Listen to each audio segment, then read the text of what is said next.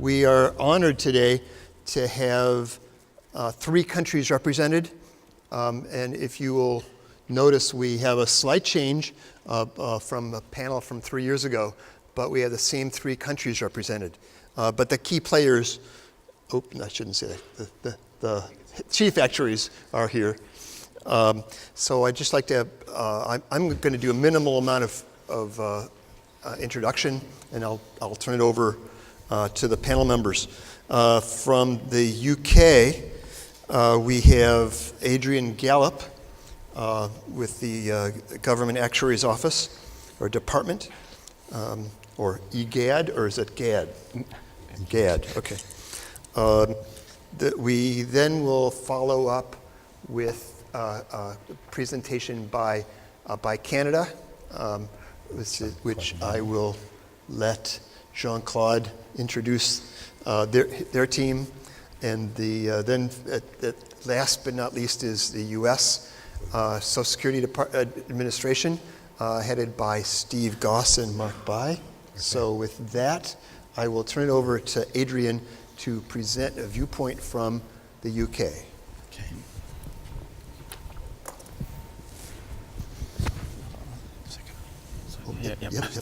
Okay, thank you, Sam, for that introduction, and thank you for the invitation to come back and give this presentation again. So this is really an update on a presentation that we gave 3 years ago. I also noticed that I'm being a bit outgunned now because there's only 1 representative for the UK, but it's 2 Canadians and 2 US people, but I'll try and hold my own for the rest of the other UK people in the audience as well. So in this presentation, briefly I want to talk about some historical trends in the UK, and then touch briefly on the results of the 2014-based national population projections. In the UK, we do population projections every 2 years, and these are more recent projections than the ones I reported on at the last symposium. And Sam asked me if we could just touch a little bit on mortality differentials by area, socio-economic class, and differences between insured, retired, and the population as a whole. And then briefly, if there's still time, I'll just touch on something about this happening in the state pension age in the UK later on this year. So first of all, just to give a bit of background, this slide shows the period expectation of life at birth in England and Wales from 1841. It was a gradual increase over the 19th century, then followed by a somewhat sharper increase at the beginning of the 20th century, till about 1951 or so. Then the increase was carried on, but at a lower rate from then.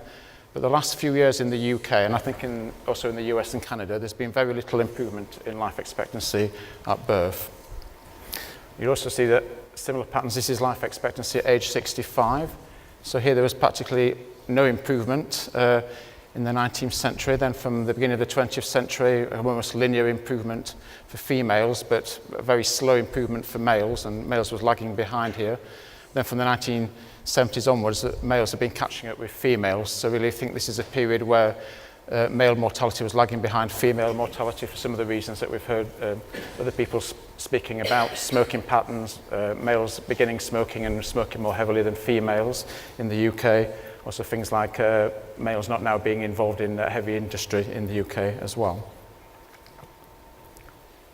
So this slide shows the distribution of deaths by age for 10-year periods from 1975 to 2015. So again, just shows that over the time period, the wrong button. Now we've got nearly 50% of male deaths are aged 90 and over, and over 60% of female deaths are now aged 90 and over. And adding the two together, around 22% of deaths in 2015 in the UK were ages 90 and over. That's out of a total of around about 530,000 deaths in total in 2015. So the next couple of slides look at the improvements in mortality rates over periods from 1911 onwards. So in the very left-hand corner is the total average increase in mortality rate by age group. So that 20 to 39, 40 to 59, 60 to 79, and 80 to 99.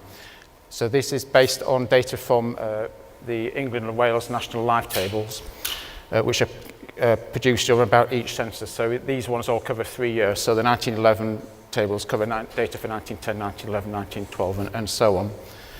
And you can see that from 1939 to 51, most of the increases was at the youngest ages for 20 to 39, and that carried on into 1951, 1971. But when you go into the next set of 20 years. The biggest increases were ages 40 to 59.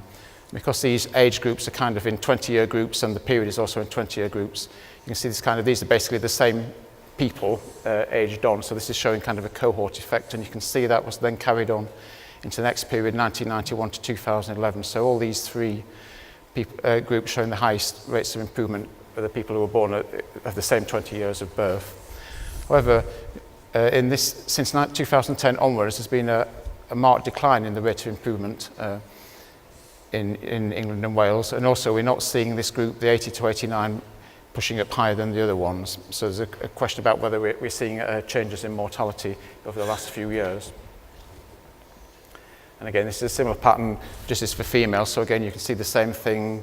This is the same cohort as it go down the people and this people, but here it's all gone completely different. In fact, we have a worsening of mortality for the 80 to 99-year-old females over the last 3 or 4 years in the UK. So again, I think other people have shown similar slides to this in various other presentations. So this is just the decreases in age standardised mortality rates by some major causes of death. So we've got an almost linear decline in deaths from circulatory disease over the period. Got a relatively much smaller decline in cancer deaths over the period, and then in recent years, cancer is now the major cause of death in the UK for the last 2 or 3 years. And this one shows respiratory diseases.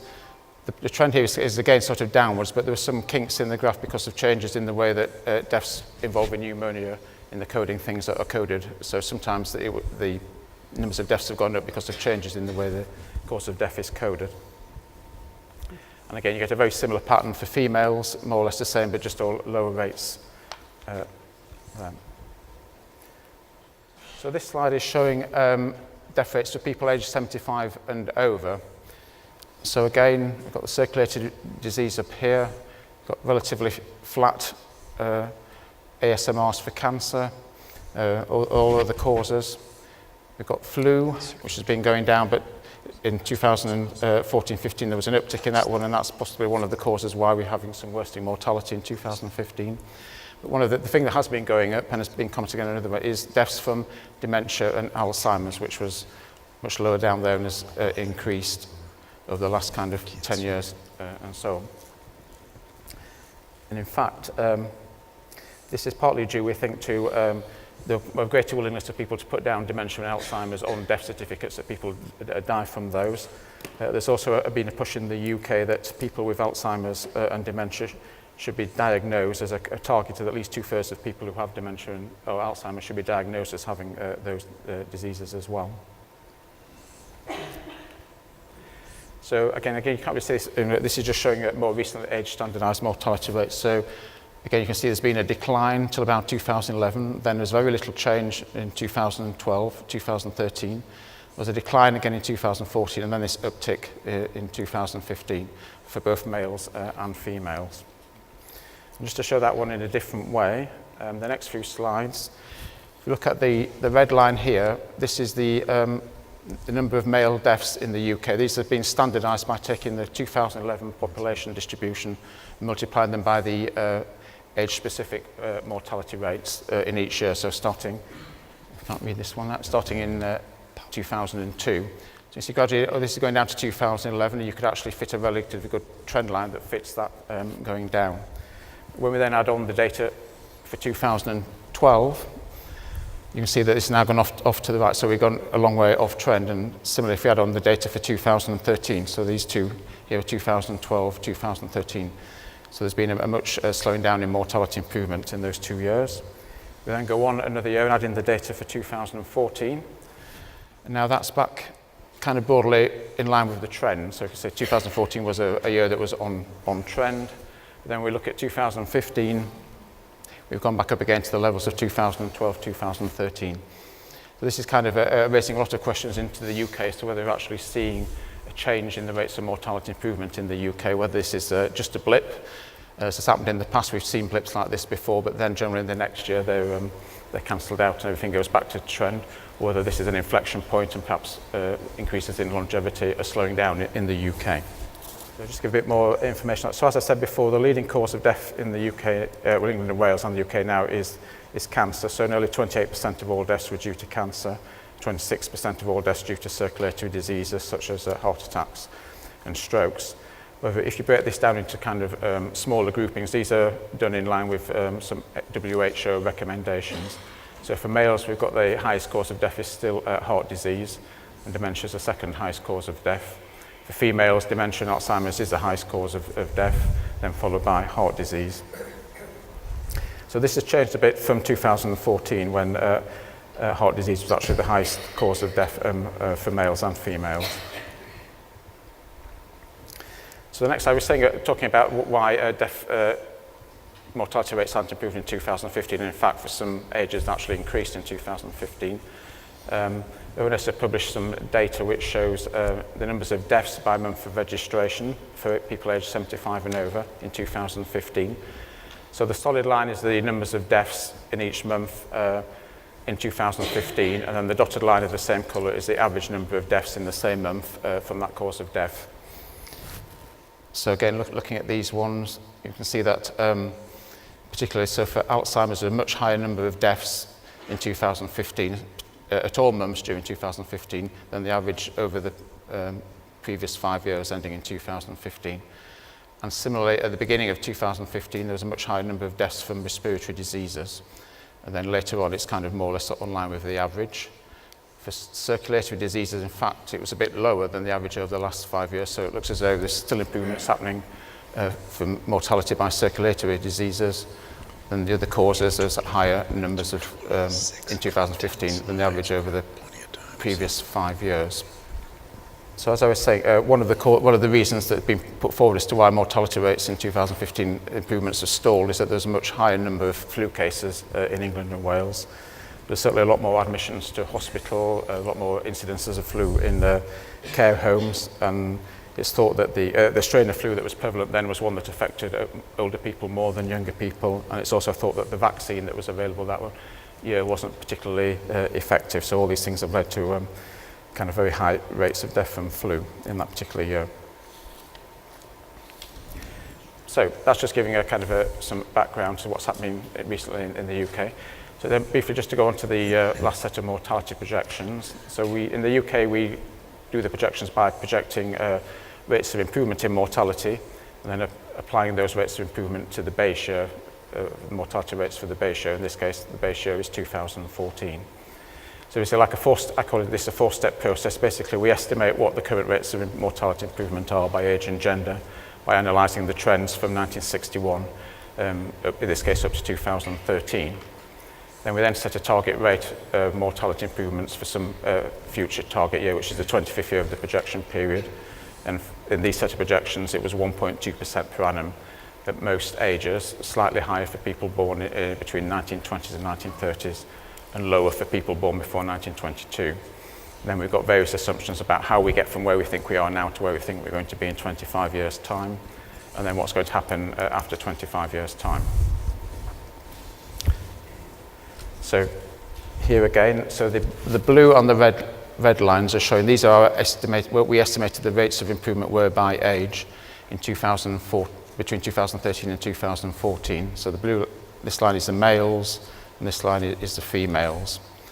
So you can see gradually there was some, they fluctuated quite a bit between about 1% and 4 or 5%, but there were quite high rates of mortality improvement for people in their 70s and 80s. And this rate in the middle is the rate that we assume that they're going to go to over the next 25 years' time.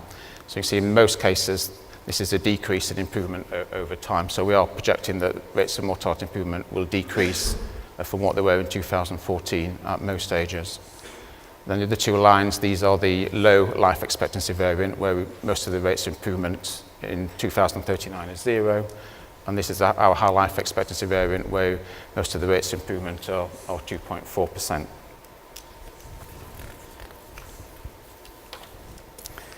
So this next couple of slides are just showing the rates of mortality improvement, so historical rates of mortality improvement and what we were projecting in our latest projections. So these are obtained first of all by smoothing the data for mortality rates historically. If we just look at this data unsmoothed, you can't really see any patterns at all. But if you smooth the data, then you can see any one of these points here, so something like that is saying that the mortality rate at that age in that year is, in this case, 3% lower than it was the year before. So you can see that we've got various patterns happening. We had a period where mortality rates were actually worsening for younger people due to kind of deaths from AIDS, accidents, suicides, drugs and so on, but that seems to have reversed out. And we have another quite strong pattern for people who were born between the 1920s and the 1930s, where their rates of improvement have been much higher than people born either side. And then we project that this is going to actually carry on into the future. So again, these people have a higher rates of improvement on this scale than the people born either side. And again, this is just the same data for women. So again, you have a kind of not very much, in this case it is improvement, but not very high improvement rates, 0.5% or so, where it was worsening for males in that period. And also you have the same similar cohort effects for people born in the 1920s and 1930s.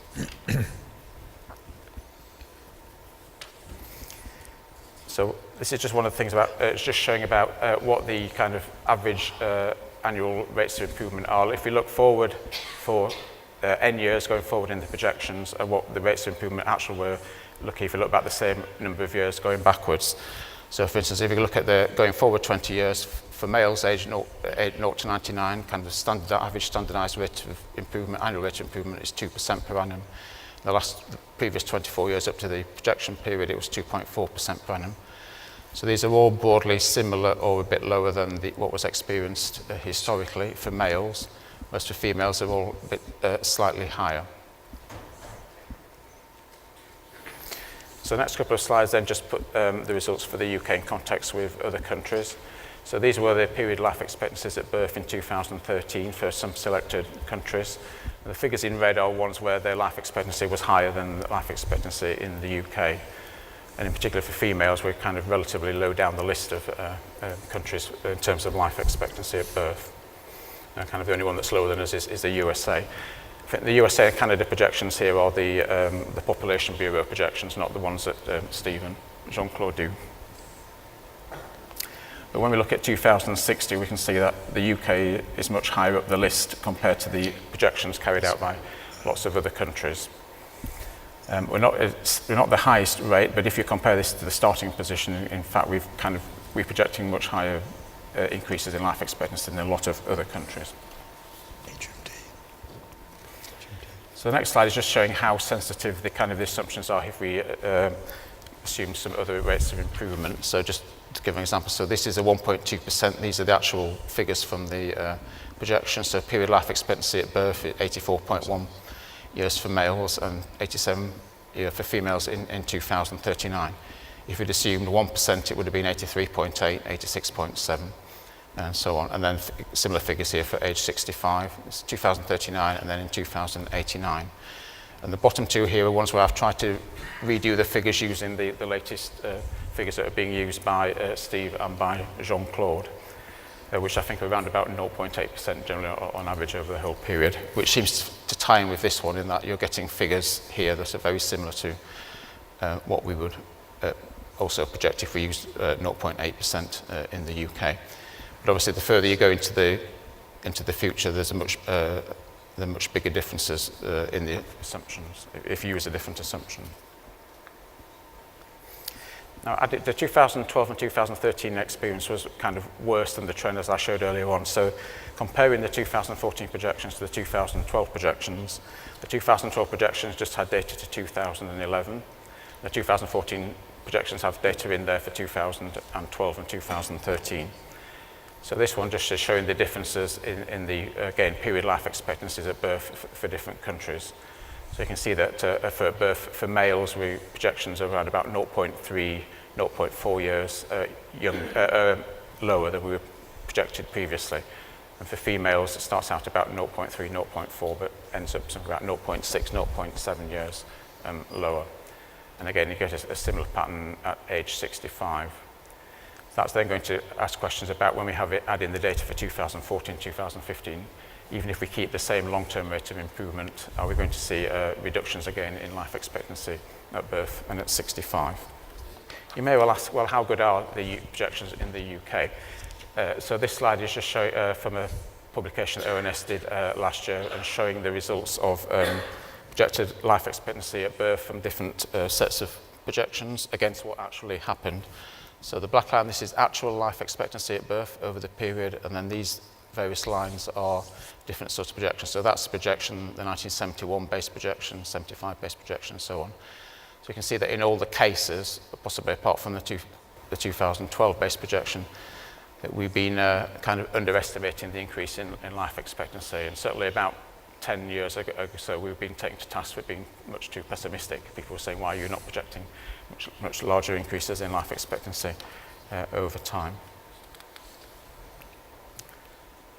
This is just a list of some potential drivers for future mortality change. In the past, people have concentrated on those that are kind of the upside, so changes in biomedical technology, effective healthcare systems, and so on. But again, there's now becoming increasing interest in things that might go the opposite way, so emergence of new diseases, antibiotic resistance, re-emergence of old diseases such as tuberculosis, and so on, especially with the things that have been happening in mortality in the last few years. Okay. So I'll just speed up a little bit. Okay. So this is now saying when we add an extra 2 years data, what does the kind of the historical patterns look like? And again, the main thing here is that although we have these cohort patterns, they seem to have stopped in the last few years. In fact, the rates of improvement have fallen dramatically from, say, 3% or more to kind of 1.5% or more, or less. And again, you get a similar pattern for females as well. So again, it'd be interesting to see what comes up in the next set of mortality projections. And I'd be interested to hear anyone's comments on why they think the mortality rates have been slowing down, and if they think this is actually just a blip or whether it's a sea change. So the next few slides, just looking at mortality rates in different categories. So this one's showing life expectancy by local area in the UK. So the ranges for England, the difference between, so the area of the highest life expectancy for males is Kensington and Chelsea in London. Similarly, in another London borough for females.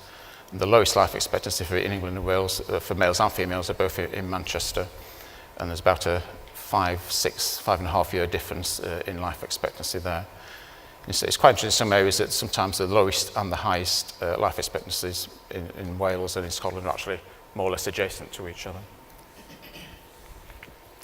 This next slide was shown by Severin, for those people who were at Severin's talk earlier today. So this is mortality age 65 by socio-economic class in England and Wales. So this shows 7 different socio-economic classes. Oh, sorry, I keep doing that. With the top one, this is the higher managerial and professional class, so actuaries will be in this group. Going right down to the bottom group, which is kind of routine or occupations. And as Severin mentioned this morning, there's been an increase in the differential. So here the differential is much smaller than it is over here. In fact, the gain over this period is about 5 years for the top for class 1, but only 3.5 years for class 5, for the bottom class. And then this is looking at life expectancy by areas of deprivation. So again, in the UK, you can look at the very small areas, look at the mortality rates in those areas, then you can group them by areas by an area of deprivation. There's an index that looks at various aspects and then puts each area into one of 10 groups. So again, there's a difference here in life expectancy between the least deprived and the most deprived areas in each of the constituent countries of the UK, around about 4 to 5 years in England, Wales and Scotland. So that 42 should be 4.2 for the females at the bottom. So just a couple of slides just to end it with. This slide looks at the ratio of mortality rates from various base tables of mortality rates prepared by the CMI, the Continuous Mortality Investigation in the UK, compared to the population as a whole for the base year that the tables relate to. In most cases, this is 2007 or 2008. So we've got this is a population along here. This one is the solid line here is a sample of mortality rates from a sample of occupational pension schemes. So you can see here that these are generally lower, and then over time they converge to the population as a whole. The dotted lines are pensioner annuitants, so female pensioner annuitants, and then these two lines are life annuitants, so these people who just buy life annuities. So you can see there's quite a large differential, certainly at the younger ages. There's another group of people who are looking at mortality rates at the early stages. The CMI working party that one or two people in the audience are members of, as to how you close off these life tables at the early stages. Okay. And finally, just a couple of slides again. So this is looking at occupational pension schemes, so by various industries, and looking at the differentials in mortality between different industries, so pension schemes in different industries. So again, you've got, this is the best one, so this is saying, looking at the standard table, the mortality rates for this group, which is financials, I can't say the financials, they're around about 85% of the base table, whereas you go to the top end and look at something like local authority or consumer goods, the mortality rates in those industries are higher than the mortality rates from the base table. And finally, a similar plot, but this is showing it by average pension amount. So again, this is kind of showing really what you'd expect, that the higher the pension amount, the lower the mortality rates compared to the average. And again, you see that financials have the highest pension amounts and have got the lowest mortality rates compared to the base tables, and again with the local authorities and consumer goods at the other end. So just very briefly, just to go through this, some increases in the state pension age. This is the planned increases. So for male state pension age for men and women is increasing to 66 by 2020, to 67 by 2028, and 68 to 2048. And then there is going to be introduced later this year the fact that state pension age will be linked to life expectancy. There'll be a review every 5 years. We're going to look at cohort life expectancy and look at the age. So state pension age will be set at a rate where you would spend up to a third of your adult life during state pension age. So once that ratio, the projected ratio goes over 33%, then the state pension age would increase by 1. Okay, thank you.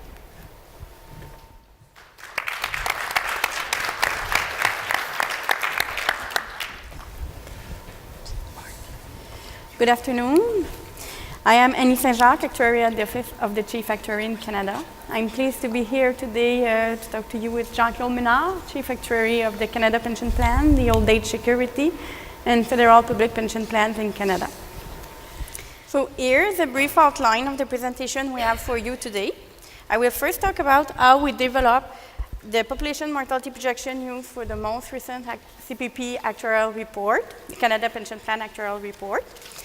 In developing our assumptions, we examine the past, we estimate which past trend could continue in the future, and we look at emerging trends. I will then pass it over to Jean-Claude, who will compare Canadian and US mortality rates. He will also show you the probability of living beyond age 80, 90, and 100.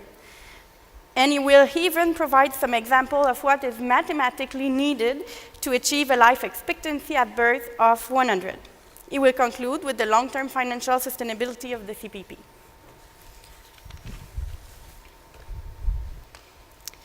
This slide presents the calendar year life expectancy, or period life expectancy, at birth and at age 65. Life expectancies at birth are the two lines in the upper part of the chart and are associated with the left axis. It has increased steadily since the beginning of the 20th century. However, we can observe that the slope becomes flatter. In the first half of the 20th century, life expectancy at birth increases by 19 years. For males, it represents an average pace of increase of around 4 years per decade. In the second half of the 20th century, life expectancy at birth for males increases by 10 years, representing an average pace of increase of 2 years per decade. Inversely, for life expectancy at age 65, corresponding to the two lines in the lower part of the chart, which are associated with the right axis, the significant growth is relatively recent, especially for males. From 1945 to 1975, life expectancy at age 65 for males was very stable, between 13 and 14 years, while it increases by 5 years since 1975. For females, a continuing increase has started in the 1950s. The gap between female and male life expectancy has increased from 1920 to 1980, but has started to narrow thereafter. So in the previous slide, we saw that there was a slowdown in the rate of increase of life expectancies at birth between the first and latter part of the 20th century, while the growth in the rate of increase of life expectancy at age 65 is more recently observed. This table here provides more detail in the change in life expectancy over the last 80 years, broken down by 20-year periods. It shows the total increase in life expectancy for males for each 20-year period and from which age category the change comes from. It can be observed that the proportion of the increase in life expectancy coming from the reduction of mortality rates at age 65 and over becomes more and more important over time. Over the last 20-year period, from 1991 to 2011, 58% of the increase in life expectancy for males in Canada came from the reduction of mortality rates at age 65 and over. This trend is expected to continue in the future. Same trend is observed for females. The percentage of the increase in life expectancy coming from reduction of mortality rates at age 65 and over is even higher, standing at 65% over the 20-year periods from 1991 to 2011. We know for sure that genetics and lifestyle affect life expectancy, but we don't have the information to quantify their respective impact. Same thing for enhanced medical technology. However, from the administrative data we have on old age security beneficiaries, what we can quantify is the impact of some socio-economic factors as level of income and marital status. The old age security program in Canada covers most Canadians 65 years of age and over. Last June, we published an actuarial study on old age security mortality. It indicates that married beneficiaries tend to live longer than the overall population, while single beneficiaries have a shorter life expectancy, with males showing a significant difference of 2.4 years. The same study also indicates that beneficiaries with higher level of income, meaning those not entitled to the income tested guaranteed income supplement benefit, the GIS that we call, have a higher life expectancy than the overall population. This observation may be explained by the relationship between higher levels of income and improved health and quality of life. So on the left side of the chart, you have the information on the impact of marital status. On the right side, you have the information on the impact of level of income. Now, if we combine this information, what do you think is the overall impact? Who is living longer? A married male with GIF, meaning low income, or a single male with higher income? Well, it appears that marital status plays a more important role than income for men. Married males with GIF live almost 1 year longer than single males not receiving GIF. At age 65, the remaining life expectancy of a single male not receiving GIS is 17.7 years, while it is 18.6 years for a married male with GIS. For women, the marital status is of similar importance than the income. Looking at mortality rates by cause of death, for males and females over age 65, we can see that the significant increase in Canadian life expectancy observed over the last few decades is in great part due to the improvement in mortality related to heart diseases. These rates were improving at around 4% per year. Cancer is now the cause of death with the highest mortality rate. Reduction in mortality from cancer may hopefully become an important factor in the future.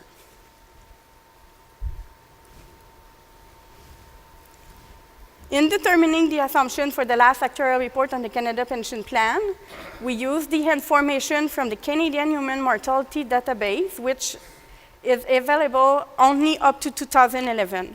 However, with the administrative data we have on old age security and Canada Pension Plan beneficiaries, we were able to analyze most more recent trends. The OAS and CPP average annual mortality improvement rates for males in the age group 65 to 74, the top part of the slide, have gradually declined over the last 3 5-year periods. For the age group 75 to 79, mortality improvement rates have increased between the period 2005 to the period 2005-2010, but then decreased in the next period. It is not shown here, but for each of these two age groups, female mortality annual improvement rates have generally been more stable and lower compared with male. However, they have experienced a decrease in mortality improvement rates from 2005-2010 to 2010-2015.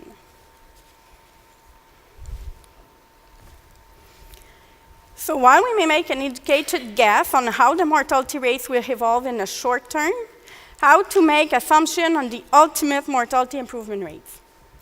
Looking purely backward, we can see that over the last 90 years, let's take the longest available period since our projections are very long term.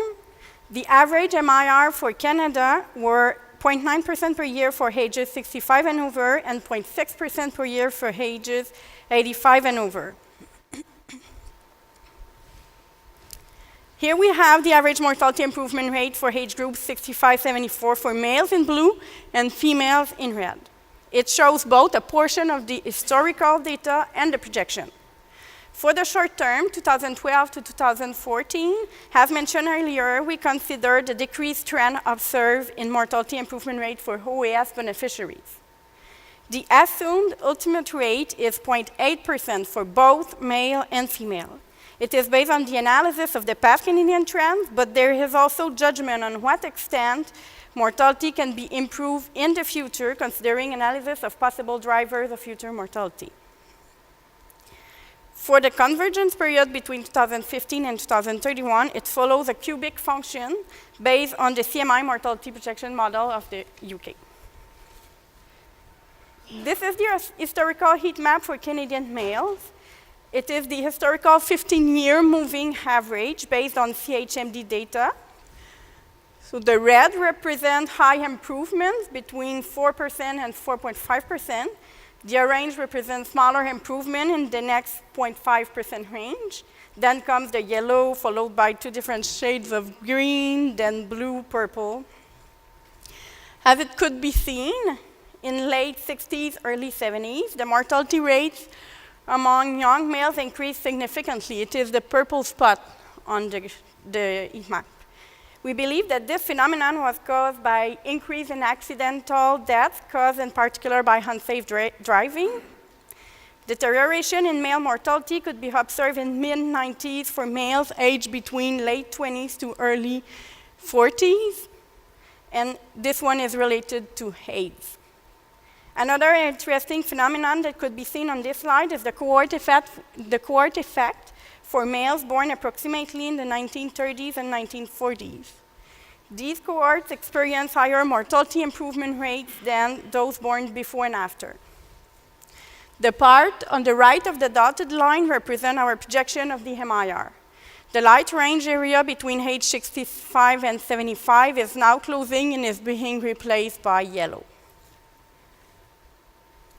For Canadian females, a significant calendar year effect is seen for age less than 45 in the 1950s and early 1960s, with mortality improvement rates greater than 5% per year.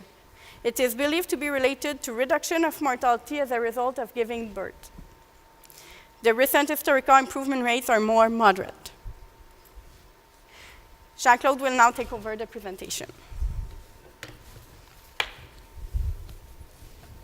Thank you, Annie. For the next few slides, I will compare evolution of mortality rates by age groups for Canadians and Americans. And the slide you have in front of you, the blue line are for men and the red line are for a woman. The solid line are Canada and the dotted lines are US. And in the box, the right side, it's the top 5 causes of death, but rank according to Canada. And what we could see from this graph is the recent reduction of 52% in mortality rates over the last 40 years was much more significant compared to the 22% reduction over the previous 40-year period. The reason is that while female rates decreased steadily, male mortality rates for this age group have been decreasing at a much faster pace in the last 2 decades. And in our projection model, a further reduction of 40% is projected. For this age group, the cancer is responsible for the vast majority of deaths, and the current mortality in Canada is 22% lower than for US, and mainly because of heart diseases and lower respiratory diseases. So 3 years ago, I mentioned that we are also monitoring the evolution of death rates in 8 countries with at least 8 million of inhabitants. And these countries are still the same: Japan, Switzerland, Spain, Australia, France, Sweden, Italy, and Canada. But I want to point out that Israel, Netherlands, and South Korea have made significant progress over recent years. The 75-84 has experienced a similar pattern and magnitude of reduction in mortality as the previous age group. Current mortality is 17% lower than US, again, mainly due to heart diseases and lower respiratory diseases. So for the age group 75-84, you can observe that mortality rates have continually decreased over the last 80 years. The reduction was about 45% over the last 40 years, compared to only 22% over the previous 40-year period, and a further reduction of 39% is projected in our model. And the top country with the lowest mortality rate in this age group is obviously Japan, and followed closely by France. The third age group that I want to briefly cover is the 85-89. And I would say US and Canadian mortality rates of the 85-89 age group were quite similar prior to 1999. However, since then, Canadian rates have been reducing faster than American ones. The reduction over that decade was 22%, and Canadian rates are currently 10% lower than for US, mainly due to heart diseases and Alzheimer's diseases. A further reduction of 35% is projected by 2051, and in that category, blended, France has a slightly lower mortality rates than Japan, followed by Canada. Now, what are our chances to live at advanced ages? This slide presents the probability of surviving to age 80 from a given age in 2015 for Canada in red, Switzerland in black, UK in blue, and US in green. It is interesting to look at the shape of the curves. The probability is slightly higher for younger ages due to the projected decreases in mortality rates. On the other hand, for older ages, the probability of living to 80 increases since only individuals who have already reached older ages are considered. As it could be seen, for all 4 countries and for all ages, chances to survive to age 80 are quite high. Living to 90 on average is also quite a realistic perspective. Again, this slide presents the probability of surviving to age 90 for the same 4 countries. And according to the most recent actuarial projections for the Canada Pension Plan, almost half of Canadian men and 60% of Canadian women aged 20 today are expected to live to at least age 90. And this, I think this is an important point when you think about planning for retirement and making sure that you don't outlive your savings. Now, can we live on average beyond 100? Well, according to our projections, 8% of Canadian men and 14% of Canadian women aged 20 today are expected to live to age 100. UK has the highest probability of living to 100 due to a higher assumed future mortality improvement rates. This slide shows the kind of uncertainty we face in the future. And what it is we just do an exercise by maintaining the observed mortality improvement rates over the past 15 years and maintain that forever. And what is happening, obviously, because males have improved faster than females during that period, there's a crossover in 2043. 3 years ago, when I presented that, the crossover was in 2026. So you could see that, depending on the period you use, you will have a different result. But my point here is that I want to stress that even if the increase in life expectancy is quite important under this scenario, people would not live beyond 100 on average. Males would have a life expectancy at age 65 of 30 years, which led them to 95 years, still 5 years from 100. The next slide is also an interesting one. In Canada, the main cause of death between age 15 and 84 is cancer. So what about completely eradicating cancer over the next 75 years? This is quite unrealistic, but demonstrates that even such an ideal world would not increase the life expectancy beyond 100 in 2075. Both males and females would gain approximately 2 years. Now, my favorite. What should happen to mortality rates in order for Canadians to have a life expectancy at birth of 100? We came up with 3 alternatives. Under the first scenario, current mortality rates at each age are reduced by 84%, quite important, the dotted blue survival curve. And in that scenario, if everybody dies at 110, then this shape of survival curve will produce a life expectancy of 100. The second alternative is to increase the lifespan and to increase it to 140. And then redistribute the current mortality rates from across ages 0 to 140. But the third alternative that is not shown here is very simple. Nobody dies before age 97, which is good. So nobody dies before age 97, and then current mortality rates would apply from 97 to 120. And then you will have a life expectancy of 100.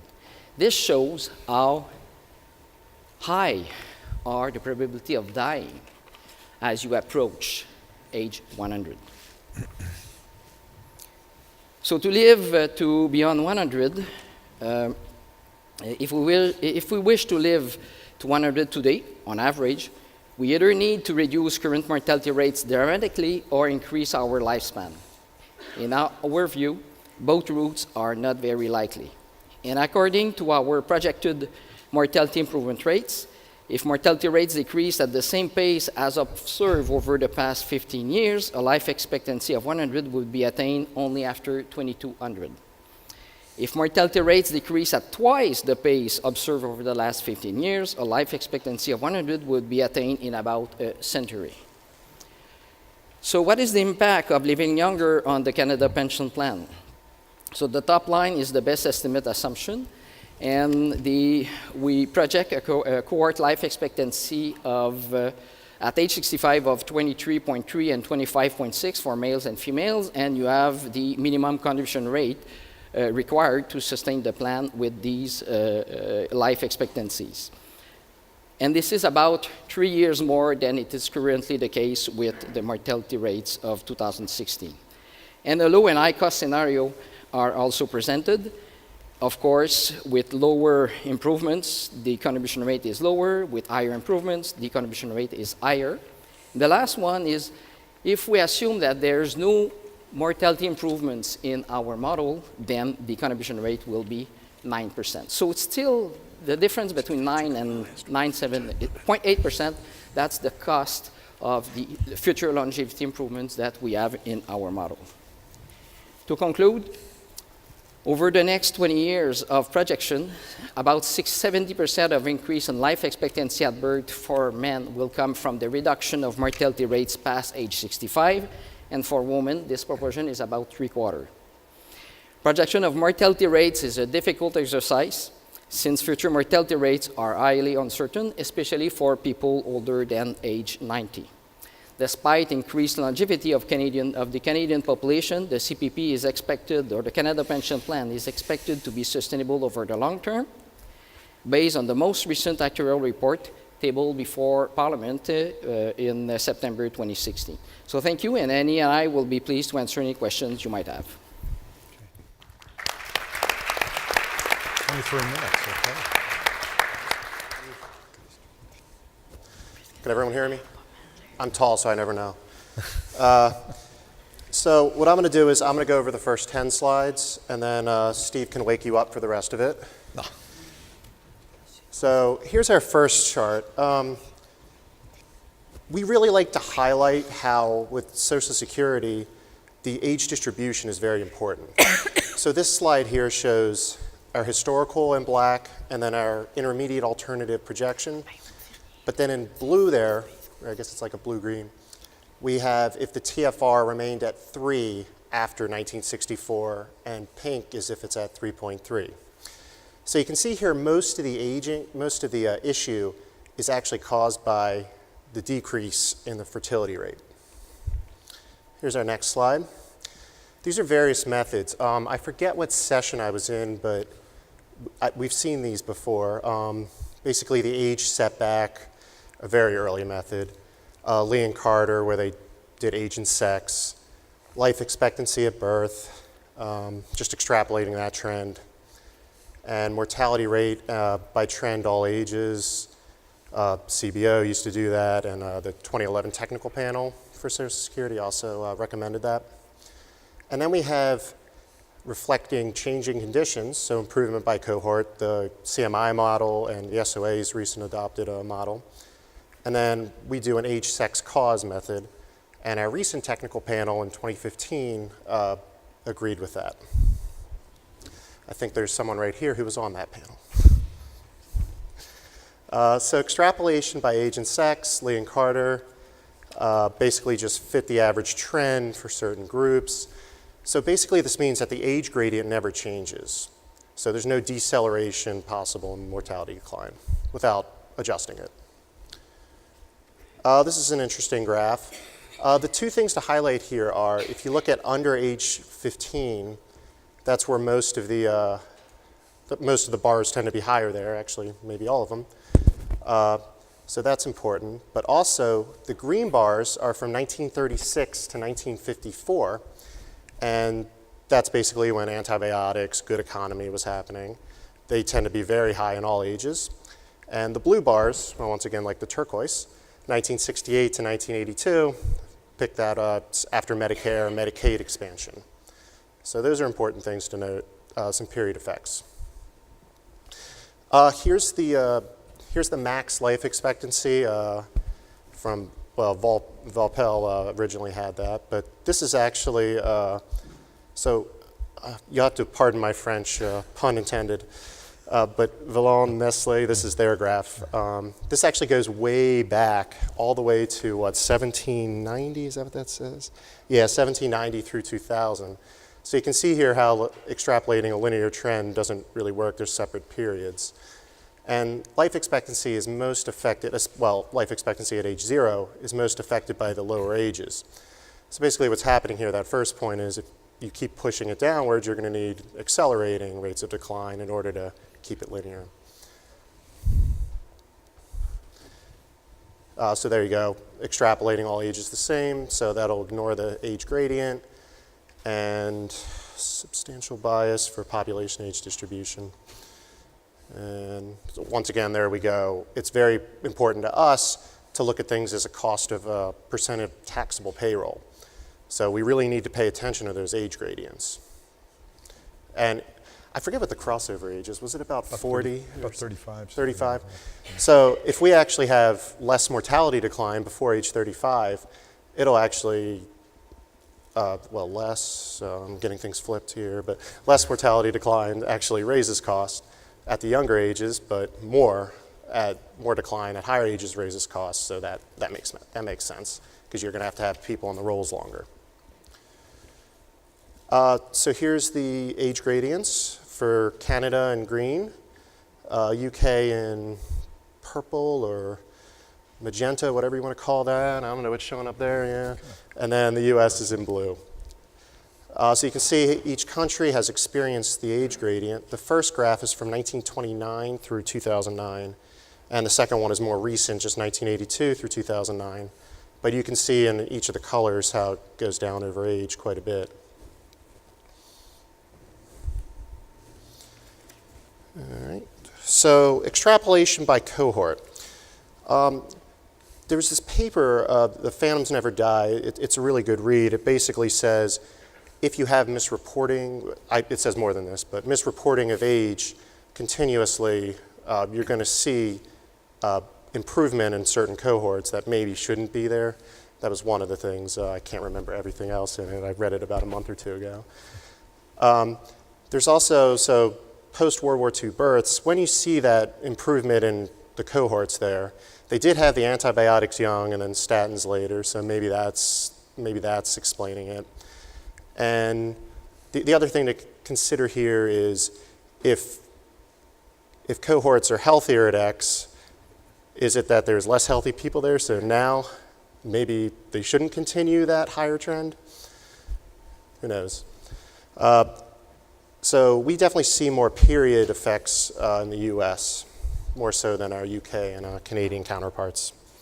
All right, so wake up now, it's Steve's turn.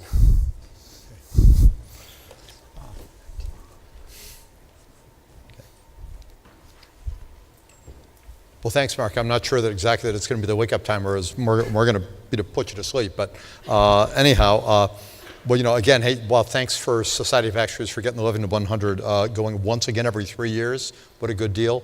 So much important stuff to talk about.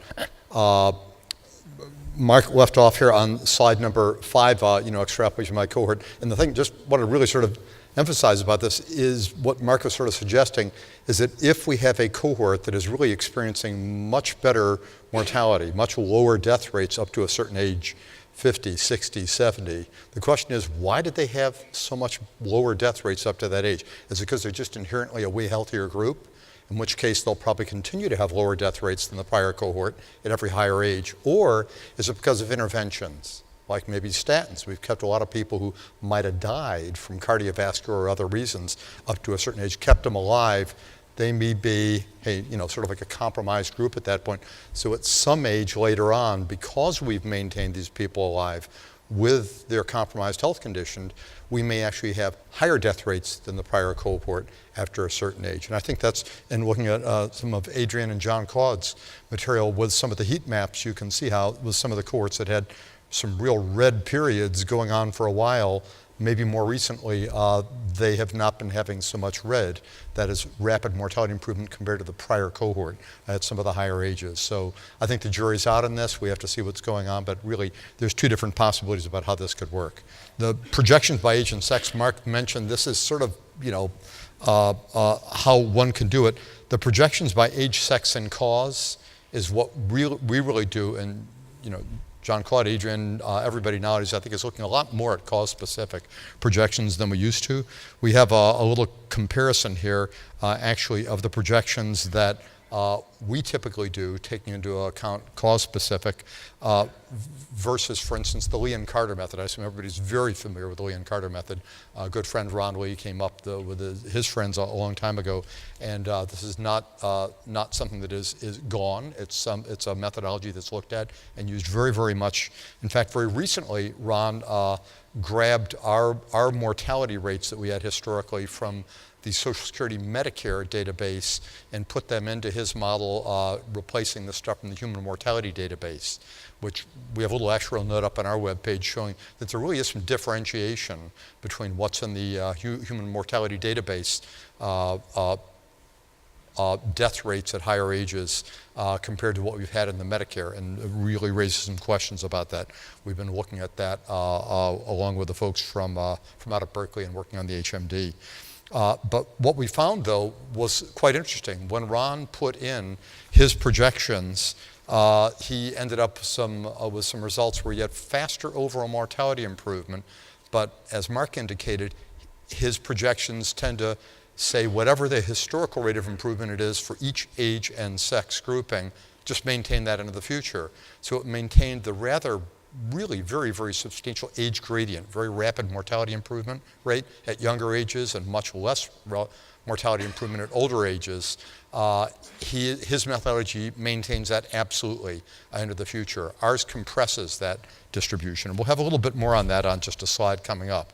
But did want to just share with you this slide number 11, which is really so critical. This is actually a slide that Bob Anderson from NCHS shared with us, and I think he presented it at a recent Las Vegas Society of Actuaries annual meeting. And this is really so nice because it shows what a lot of us have been looking at, the extent to which cardiovascular has been having an effect. But he showed it all the way back for the entirety of the last century.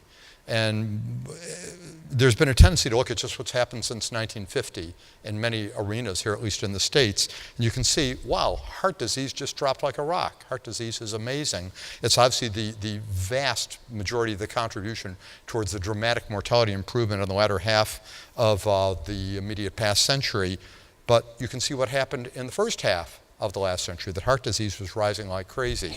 The bottom line in this really is, as dramatic and important as heart disease drop was in the latter half of the last century, how much go is there left on this? You can see how this is sort of flattening out as we get into even 2010, 11, 12, and it really cannot be contributing in the future the way it has in the past. On this next slide, we have sort of these bars that indicate to you for females on the left panel and males on the right panel by different cause category for different age groups, what the experience has been over the last, 25 years roughly, whatever that is, 1979 to 2013. And you can see at the youngest ages, 0 to 15, whereas Mark indicated rapid mortality improvement at younger ages, that's like having more births. That actually sort of helps the financing of our social insurance systems. We've had very wonderful improvement in mortality, big declines. That's what the bars going up mean. But as we go towards the higher ages, not so much. If we look for females, for example, at 65 and over, all this time period, the only cause that's been contributing towards improvement has been cardiovascular. Remember, we're running out of gas on that one. The other causes have all been going the other direction. For males, a little bit better experience, as Jean-Claude and Adrian have noted. We have had a little bit better experience than that in 65 to 84. The males have improved in some areas other than just the cardiovascular. But at 85 and over, again, it's been only cardiovascular. So where we go in the future, of course, is really kind of a big question. This next graph really illustrates sort of what Mark and I were both sort of alluding to before. You can see on the red lines on this, these are really the extrapolation of mortality rates at 0 to 14 on the left panel and at 65 and older on the right panel. The red lines are what come out of the Leon-Carter extrapolation method. And, not surprising, it looks pretty linear because at each age and sex, the methodology of Leon-Carter just says just keep the same rate of decline that we've had over the prior period. When we use a cause-specific method and generate largely on the basis of judgment, expected rates of decline and mortality at different causes, it's been well noted and widely understood that that results in some deceleration over time in the rate of improvement in mortality. There's a lot of discussion as to whether or not we think there should be and will be deceleration in mortality improvement in the future. Well, our most recent technical panel, again, Mark mentioned this, 2015, they did endorse the projections by cause, separate rates of improvement by cause, and by having an age gradient, which we have. And again, our age gradient is much less than it's been in the past. They suggested, however, an overall 1% average annual rate of decline in the future over the next 75 years, sort of all ages combined, even with an age gradient. That means a lot faster than that at young ages, slower than that at older ages. They did understand that that would incorporate deceleration over the future, but interestingly, after our 2016 trustees report came out showing some of the most recent experience, which Adrian well described post-2011, and we have post-2009, some not very good mortality improvement experience going on. The chair of that particular technical panel, of which we also have some people in this room who were a member of that panel, came out and said that she was kind of glad that our trustees did not adopt the 1% solution for the future and maintained a slower rate of improvement in mortality. Just to give you an indication of what sort of influenced her, and I think a lot of people's thinking, you can see in this next slide on the left panel the age sex adjusted death rate for all ages, and on the right panel, age sex adjusted death rate for 65 and older. You can see what it's actually been doing. Between 2000 and 2005, this is a good period. We had some really great improvement, and a lot of people got kind of heady about that and said this is going to go on forever. Since 2009, just like in the UK, since 2011, not so much. And we show on the more colorful little lines going down, these are what we projected over our last three valuations, the 2014, 15, and 16 trustees reports, and reality hasn't been keeping up with that rate of decline. Now, the question of the day, of the decade is this just a temporary blip and we're going to pop back, as both Adrian and Jean-Claude have mentioned, or is this just a turning point and we're going to have deceleration even more and sooner than we had even anticipated? Developing assumptions by cause, just keeping an eye on that. Oh, we're not too bad on time. Developing assumptions by cause. So here's where I don't know if we should call it a mea culpa, but I think everybody here on the panel would agree and everybody in the room would agree that to a great extent, this is really a judgmental issue. We believe that if you're going to look at the rate of improvement in mortality in the future, you don't just want to put a ruler on the trend. You want to consider the conditions of the past and what you anticipate will be the conditions in the future. A scientific approach, including what we understand or think we understand about physiology and biology, is probably a good idea. And more people have been looking that way. I wasn't here yesterday, but I think that you had some other presentations that were looking at this. J. Olshansky, for one, probably talked a bit about this. So our trustees and our office of the Actuary at Social Security, we develop our specific ultimate expected rates of improvement in mortality by age, sex, and cause. And recently, fairly recently, Bob Berline, formerly of AIG, had commissioned Johns Hopkins University under the direction of several people, Gerard Anderson, but also Vladimir, and I can never remember his last name, but he works with Jim Vaupel actually at Max Planck. But Vladimir were working with the Hopkins folks. They did surveys of the researchers and clinicians, people with hands-on knowledge and experience, not only of what current medical practice is, but also what's in the mill. What's being developed now and we can expect to have in the future. And what they did, and you can see a couple examples in these next few slides, is to look at what their expectation was, understanding what the rate of improvement of mortality has been in the past for the particular area of their practice and expertise, and ask them to make some guesses, use their judgment. Make their best guess as to what they think the average annual rate of mortality improvement would be by age, and by cause, and by gender. And it's a little bit hard to read on this slide, probably from a distance. It's a little hard for me to read it even at this closeness. That's part of the aging thing.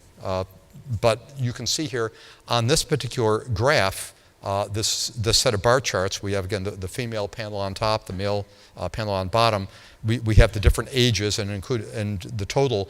And you can see here that what we have projected 1979 to 2010, that's the far left sort of darker bluish panel. That's the average annual rate of decline and mortality for the particular cause and age group. The middle panel, 2010 to 2038, is what we are projecting in our trustees report for that sort of medium period. And then above that, there's a little box that indicates the percentage average annual rate of decline that the Hopkins experts, the clinicians and researchers came up with. In the case of cardiovascular here, you can see that the Hopkins University experts were actually less optimistic for ages 50 and older over the next 30 years than we are. So that's making us think we're probably not projecting too little mortality improvement. Or I should say we're not projecting too much mortality improvement. They're actually more conservative than our assumptions are. The Hopkins folks on the respiratory side, which is important because they have a lot of people that are obviously very familiar with the causes that cause lung cancer, et cetera, and other respiratory diseases. And you can see, again, the Hopkins University experts, their expectations over the next 30 years or so is that they're a little more optimistic than our assumptions under 50, but they're less optimistic over age 85.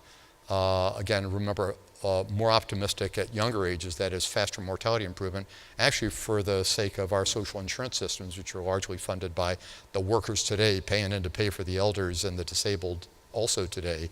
Having lower mortality rates at younger ages actually a plus for the systems. Higher mortality rates is also a plus. So you can see the Hopkins folks are actually recommending numbers for respiratory that are actually kind of more optimistic for the financing of our system.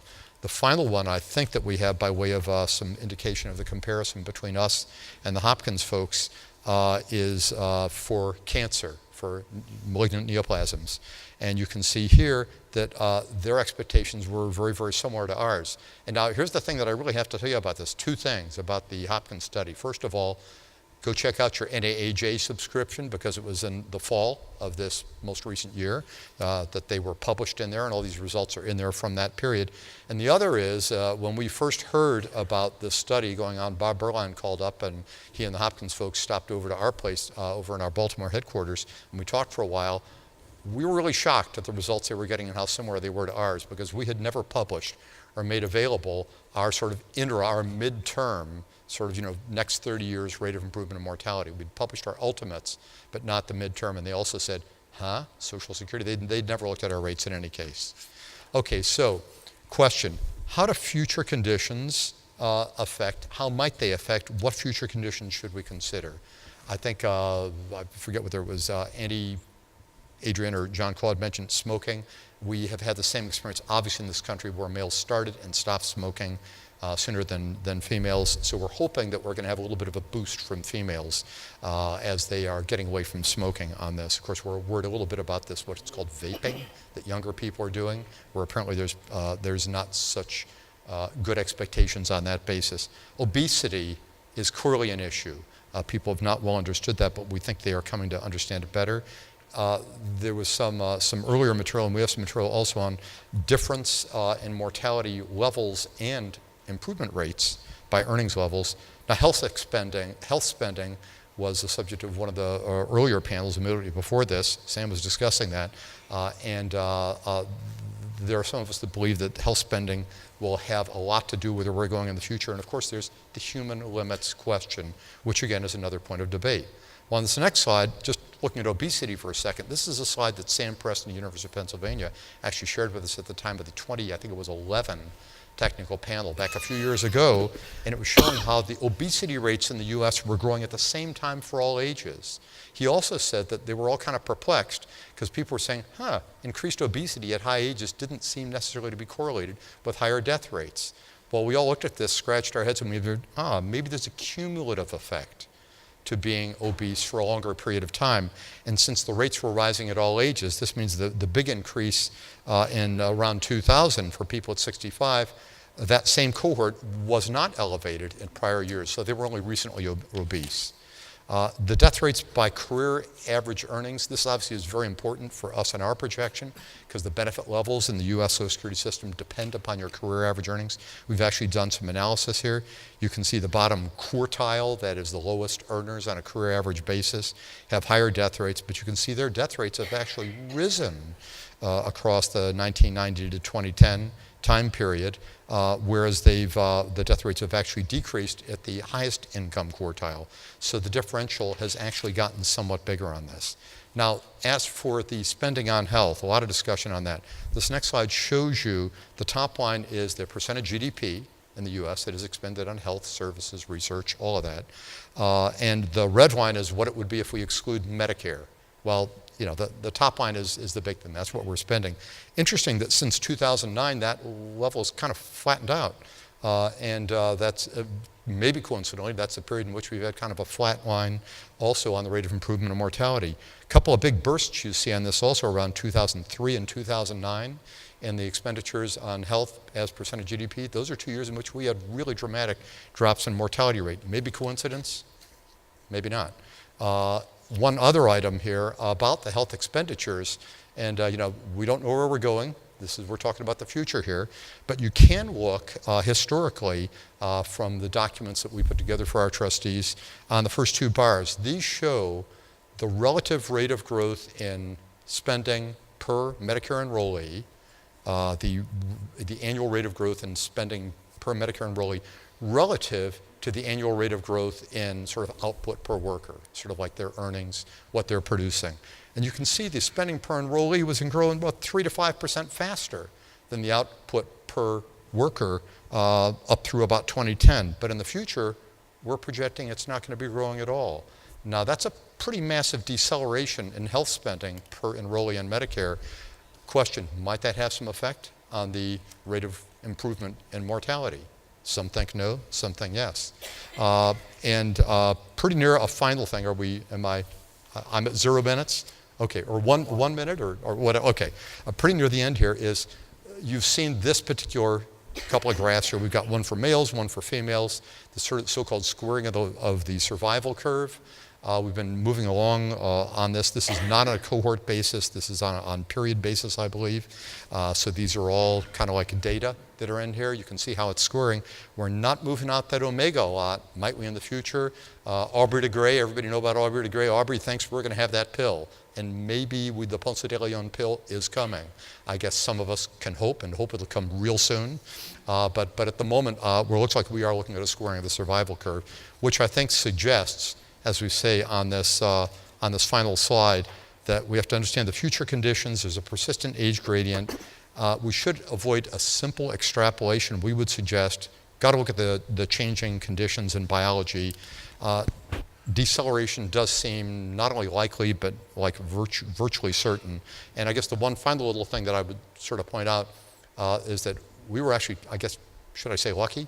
Back the last time our mortality projections for our trustees actually mattered a whole lot was in the 1982 trustees report just for 1983 amendments, which is a big thing. We were projecting that that life expectancy at 65 for 2013 would be 19.0 years at that time. It would rise to that. It actually rose to 19.1. So we're pretty close. And the absolute final thing is just the pitch. A bunch of stuff we have up on the web. Please do not be hesitant to go and look at all the good stuff we have on the web and give Mark or me an email or a call. Thank you all very much.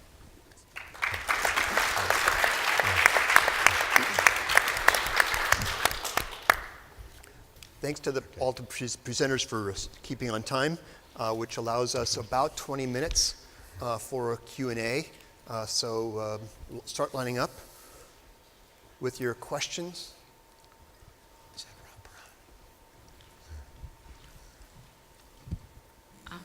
Anna Rappaport, and this is a question for all of you.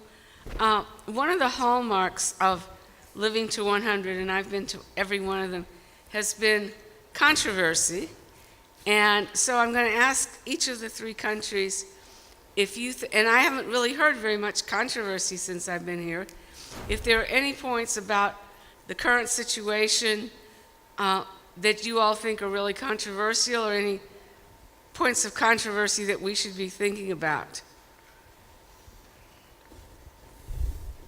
Jean-Claude? Yes. Well, That's a yes. so the question is which point I would disagree with Steve and Adrian? Is that, or anybody else? Or anybody else? Maybe we're all in agreement. And it's, In terms of we've been here for 2 days, and are there some controversial points in terms of that we've seen fireworks, or I think, in my experience, I find this controversial, or I disagree with Steve, and I think it's,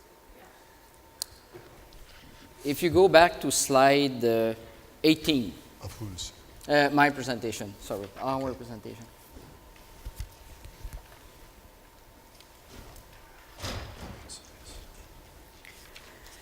Anyway, it's the probability of the survival curve, and we could debate, and I could agree with almost everyone that to live to age 80, we might be wrong, but the probability of having higher numbers than we have here is, I would say, reasonable. But when I go to slide, exactly this slide, living to 100, and that's why I try to connect mortality rates mortality improvement rate, so the pace of reduction or the pace of change from one year to another, and the life expectancy at each age, because all these three are connected. And when I look at this graph, I found the UK projection a bit aggressive in terms of reducing the mortality rates past age 90. But no offense, Adrian, because I really like, and I read every CMI paper released over the past 3 years, and there's a lot to learn from all the very good work done by UK in that regard. Yep, so let's go on to me then. Yes, every time I come here, normally Steve and Jean-Claude gang up on me and say that the 1.2% is much too optimistic, especially at the older ages, and that may well be, and maybe we're seeing with this slowing down in mortality rates that it is. I mean, I didn't mention it all in the UK, but we have a panel of experts as well, so it's not just a figure that we come up with at GAD and the ONS. We do consult with experts and ask them about that. I mean, another area of controversy might be that we have a 1.2% at most ages, and other people prefer to have a more varied rate of improvement. So probably in between us, it's really what is a long term. I think in the short term, we're all in agreement. There's a lot of inertia in the system. Things are going to improve pretty much as they have in the most recent past.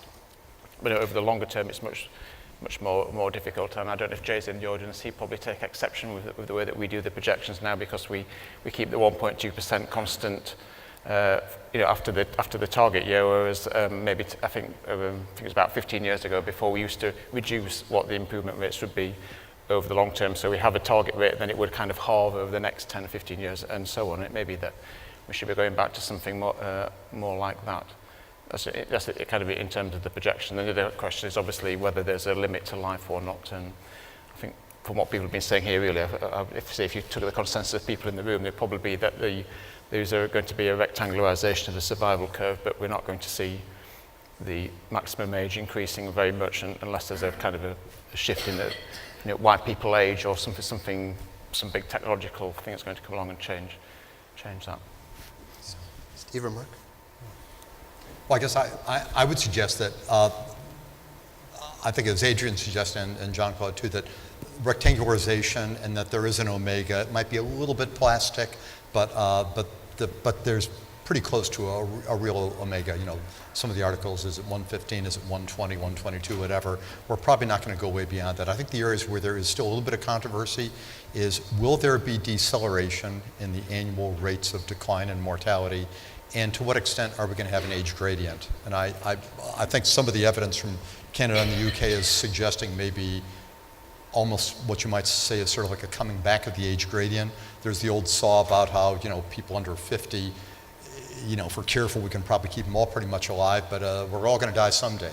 So over age 85, there's only so much we can do with mortality rates. I think also we've seen the incredible effects of cardiovascular over the latter half of the last century, and that's been affecting people up in the upper middle to early aged ages, which has given a real boost to those ages and has sort of flattened the rate of improvement by age during that period. But since we're running out of gas on cardiovascular, I think there's a pretty good likelihood we're going to see sort of a recurrence of what is a very, very long-term tendency towards an age gradient.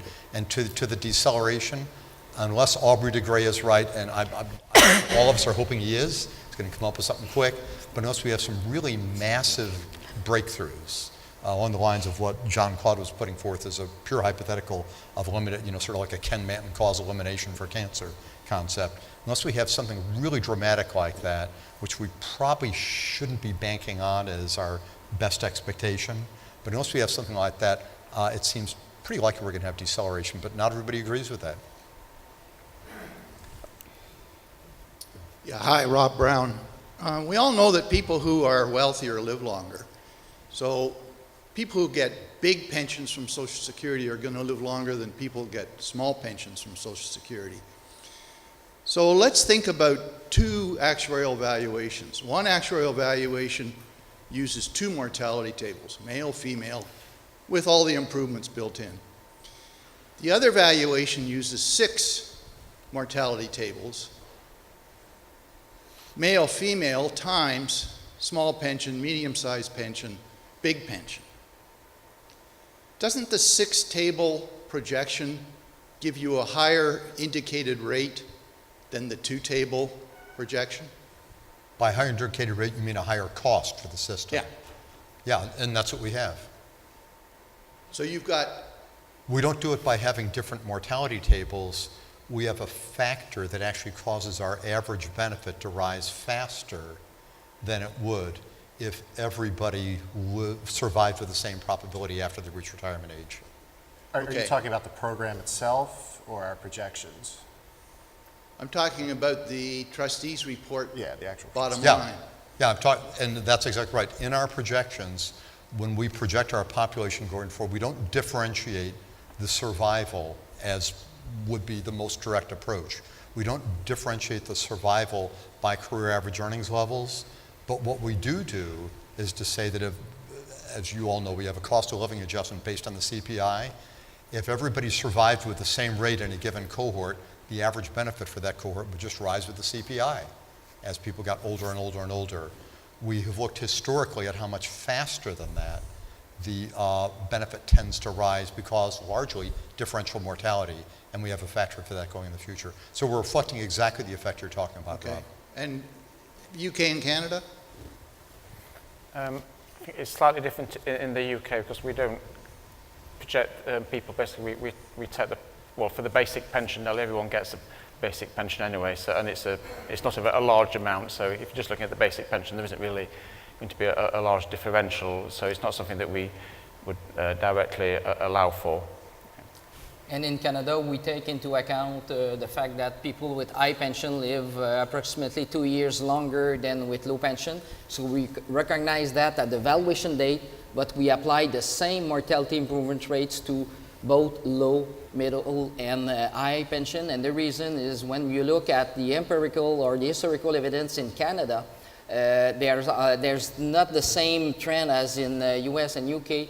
The low income, or let's say the seniors with the lowest income, have increased at about the same pace as those with high income. Thanks a lot. Thanks, Steve. The second, Mike. Just this is Steve Vernon. Anna, I'll help you out with the controversy. I'm looking at the slides. 31 and 32 show life expectancy at 65 for men. The United States is second to the last. For women, where the United States is last. Anybody on the panel want to either opine or speculate as to the reasons why the United States is so low on life expectancy at that point? Which slide are you referring? Is it the UK In the U.S.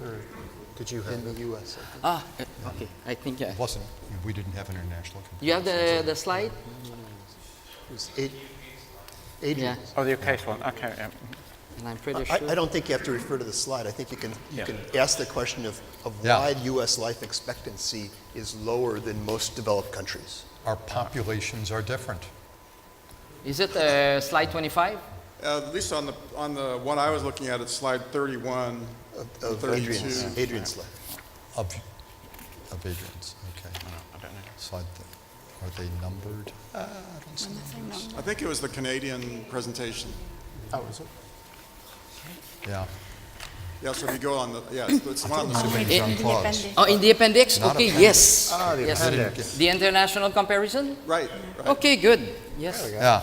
Then what is the question again? Oh, just Why does the U.S. have lower life expectancy? Why does the U.S. look so bad when you look at life expectancies? Then you need to go to slide. Well, if you look at John Claude's slide 31, if you look at the year 2010, Canada. I guess, there's Portugal, what is, for the year 2010, I guess the only one smaller than us is what, Finland? It's the blue line. Yeah, well, it's at Life age expectancy 65. 65 and Portugal. But the U.S. is relatively low. Yeah. Are you saying why are we projecting less improvement thereafter? well, and just lower in general. I know it's age. I'm sorry, it's year dependent, but no matter what year you pick, we're either close to last or last. So there's a consistent pattern there. Why, we just have a different if you want to explain why we have higher death rates right now at age 65 and older than other countries. It's not to be too glib, but I guess just because we do. We just have different populations. Some people have opined, I know Rob Brown in the past, not to put Rob on the spot, has talked a little bit about the dispersion of earnings levels in our country. And maybe that has something to do with it. Not everybody is, we're not as similar together in terms of income levels, and maybe that has something to do with it. In terms of our not increasing as fast as others, I think it's largely because our methodology is not assuming that at all ages we'll have the same rate of decline in death rates going into the future as I think Adrian does and many other people projected. I would mention that our Congressional Budget Office in the U.S. 2013, 14, and 15, they had, on the basis of some stuff that they'd seen, gone towards assuming that the rate of decline in mortality at all ages would be about 1.2%. But in July of 2016, they came out with new projections adopting basically the Ron Lee approach, which has the historical, very, very dramatic age gradient. So people change their minds even. I think looking at cause of death, like percentages of deaths by cause for each country, might give some insight into that question. I think we have a lot more parts still, right? Relatively speaking, I haven't looked at it too much.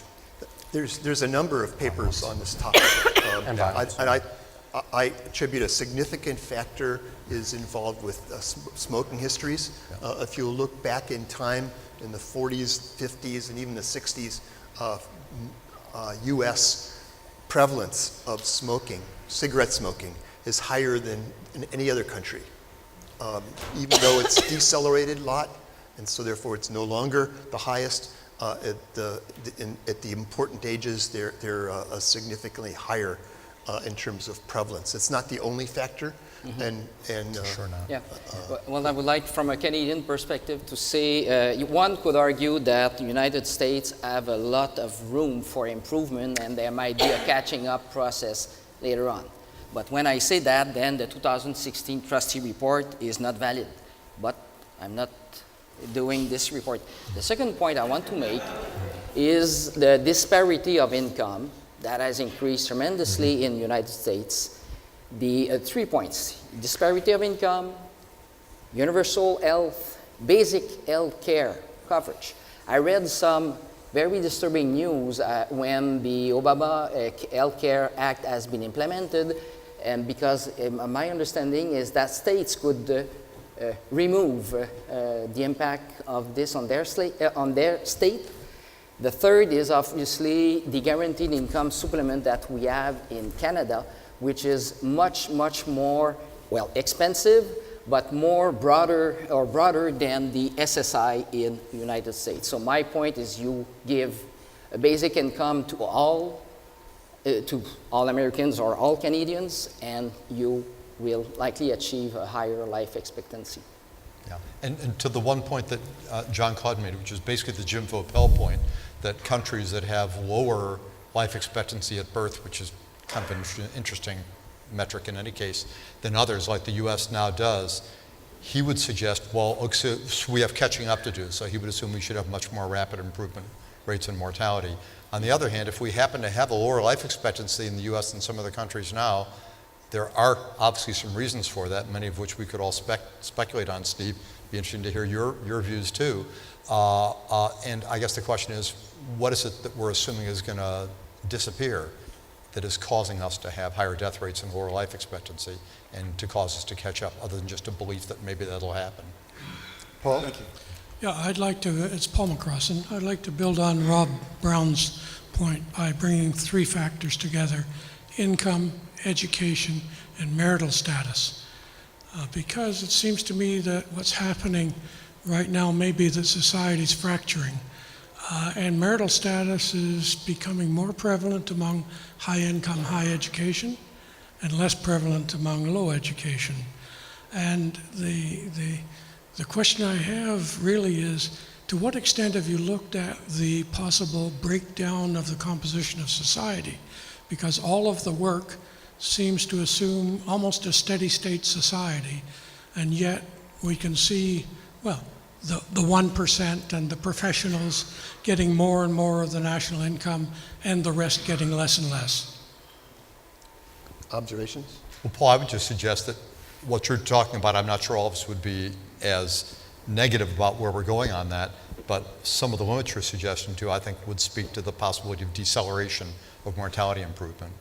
And I don't think there's any one thing that we would hook onto for expecting deceleration, but that could be a component.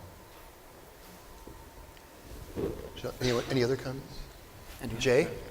Yeah, I have a question for any of the panel members. So, how many years of stagnating mortality annually would be required for you to make a decision to alter your assumptions about the future? Have you operationally defined X number of years, 3, 4, 5, 6, 7 years, where you see something like a turning point happening?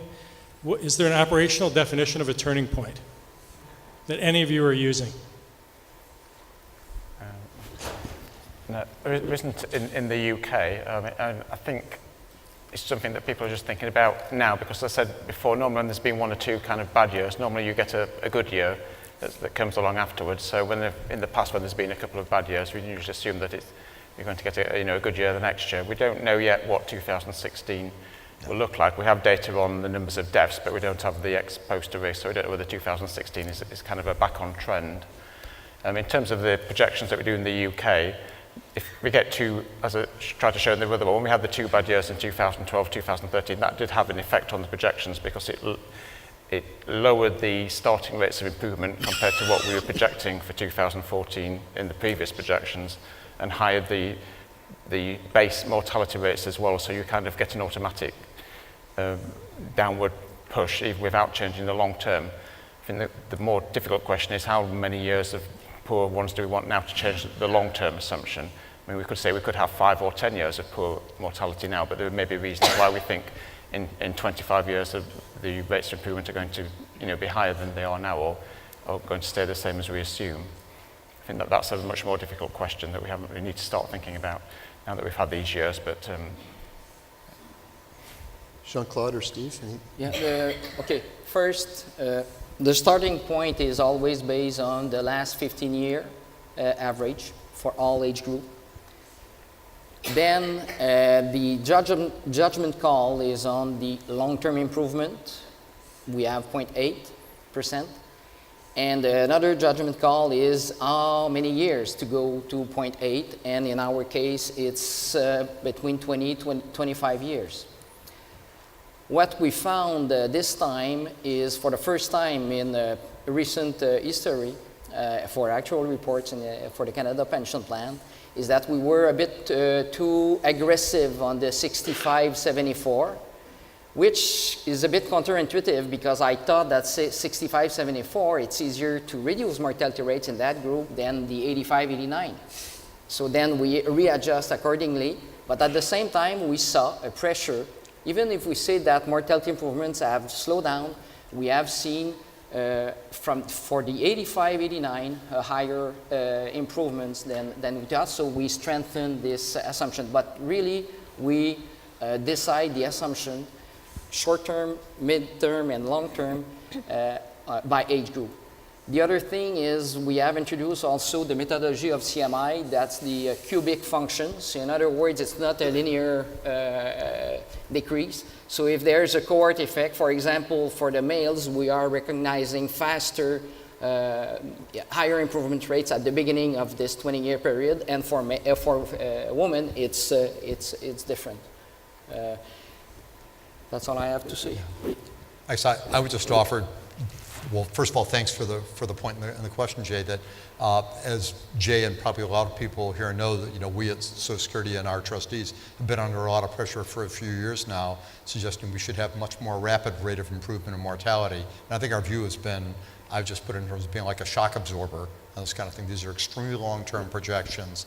As Mark pointed out in some of our bar charts, you see there are historical periods mortality declines very rapidly, times when it declines not very rapidly. We shouldn't be too swayed by any short-term periods. We try to stay sort of in the middle.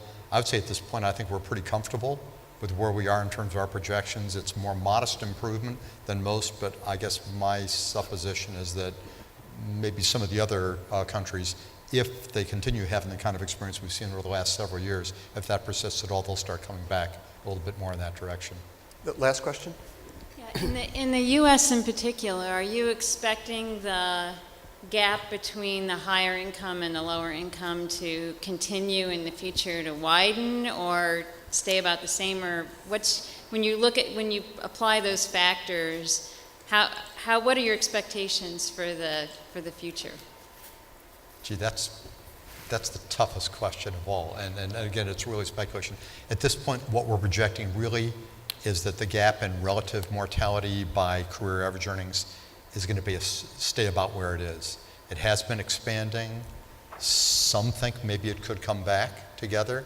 Some think it could widen further. There was a National Academy of Sciences paper a little while back that speculated, that what if it just continues in the future at the same rate of dispersion as we've had, and that's a pretty dramatic effect.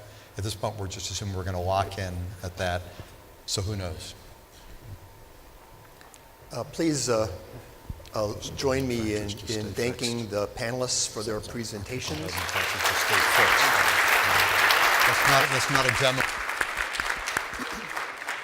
And we'll see you tomorrow morning.